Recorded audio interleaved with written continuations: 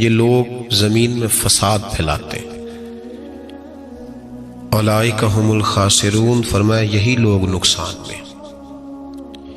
رشتہ جڑنے سے امن قائم ہوتا ہے، رشتے ٹوٹنے سے فساد ہوتا ہے۔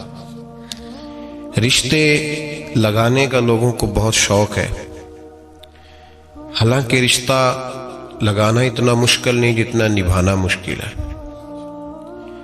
ہم ساری زندگی یہ ثابت کرنے کی کوشش کرتے رہتے ہیں کہ ہمارا جو فلاں آدمی سے تعلق ہے وہ بڑا مضبوط ہے، ہم یہ بتاتے رہتے ہیں کہ مجھے تجھ سے بڑا پیار، اور بتانا بھی چاہیے۔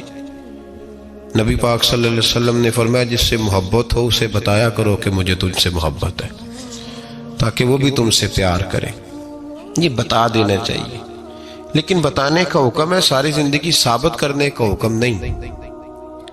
ہم ساری زندگی یہ ثابت کرتے رہتے ہیں کہ میں بڑا فرمان بردار ہوں آپ کا، میں بڑا تابع دار ہوں، میں آپ سے بڑی محبت کرتا ہوں، یہ ثابت کرتے رہتے ہیں۔ رشتے نبھانے سے بات بنتی ہے، ثابت کرنے سے بات نہیں بنتی۔ ایک تعلق کا پودا آپ نے لگایا زمین میں، چھوٹا سا پودا، اس کے سامنے کھڑے ہو کے آپ سارا دن کہتے رہیں کہ وہ پودے مجھے تجھ سے بڑی محبت ہے، میں تجھے بڑا چاہتا ہوں، میرا تیرے ساتھ بڑا رشتہ ہے، میرا تیرے ساتھ بڑا تعلق ہے، سارا دن پودے کو یہی کہتے رہیں۔ اور چھوٹے سے پودے، مجھے تجھ سے بڑا پیار ہے، میں رات بھی تجھے خواب میں دیکھ رہا تھا، کل بھی مجھے تو یاد آ رہا تھا، پرسوں بھی مجھے تو یاد آ رہا تھا، تو اس سے وہ پودا پروان نہیں چڑھے گا۔ پروان چڑھانے کے لیے اسے پانی دینا ضروری ہے، پروان چڑھانے کے لیے اسے جڑی بوٹی سے بچانا ضروری ہے، اسے پروان چڑھانے کے لیے اس پودے کو دھوپ اور چھاؤں مناسب فراہم کرنا ضروری ہے۔ سارا دن ثابت کرنے سے پودا پروان نہیں چڑھے گا۔ میرے بھائی، رشتے بتانا چاہیے، ضروری ہے، نبی پاک صلی اللہ علیہ وسلم نے حکم دیا۔ ہم سارا دن ثابت کرتے رہتے ہیں، لیکن رشتے پروان چڑھانے کے لیے جس پانی کی ضرورت ہوتی ہے، جس دھوپ چھاؤں کی ضرورت ہوتی ہے، رشتوں کے بیچ جو جڑی بوٹی آ رہی ہوتی ہے اسے کاٹنے کی جو ضرورت ہوتی ہے، وہ کام ہم کرتے نہیں۔ ثابت کرنے سے رشتے مضبوط نہیں ہوتے، چاہے روزانہ آپ ملاقات کر کے ثابت کریں کہ مجھے پیار بہت زیادہ ہے۔ رشتے عمل کرنے سے مضبوط ہوتے ہیں۔ نبی پاک سید عالم صلی اللہ تعالی علیہ وسلم نے رشتوں کی مضبوطی کا حکم دیا ہے۔ عرض کی یا رسول اللہ صلی اللہ علیہ وسلم، صحابی نے پوچھا حضور مجھے سب سے زیادہ کس صدقے کا ثواب ملے گا؟ ترغیب و ترہیب میں حدیث موجود ہے، حضور کس صدقے کا ثواب سب سے زیادہ ہے؟ تو اللہ کے رسول نے فرمایا تیرا رشتہ دار ہو، تجھ سے ناراض ہو اور ضرورت مند ہو، تجھ سے ناراض ہو ضرورت مند ہو، تیرا اپنا، اس کو تو اگر صدقہ دے گا تو اللہ تجھے سب سے زیادہ اجر عطا فرمائے گا۔ رشتوں کو نبھانے کے لیے جن ضرورتوں کی ضرورت ہوتی ہے، جن حاجتوں کی، ہم جو رشتے بناتے ہیں نا، ہمارے رشتے ہیں ضرورت کے، لالچ کے۔ جب تک لالچ پورا ہوتا ہے رشتہ ہوتا ہے، حالانکہ رشتے ضرورت کے نہیں ہونے چاہیے، رشتے عقیدت کے ہونے چاہیے، رشتے محبت کے ہونے چاہیے۔ اور روحانی زندگی میں اگر کوئی رشتہ لالچ کا ہو تو وہ تو 2 قدم نہیں چلتا، ٹوٹ جاتا ہے۔ عقیدت اور محبت اور احترام کا جو رشتہ ہوتا ہے وہ مضبوط ہوتا ہے، وہ ہمیشہ چلتا ہے، اس کے اندر پختگی ہوتی ہے۔ وفا اس رشتے کے اندر آتی ہے جس رشتے کے اندر کوئی لالچ۔ ہمارے زمانے کے اندر یہ شور ہو گیا ہے کہ کام پیارا ہے چام نہیں پیارا، اس شور نے رشتوں میں کمزوری ڈال دیا، دراڑیں پیدا کرتی۔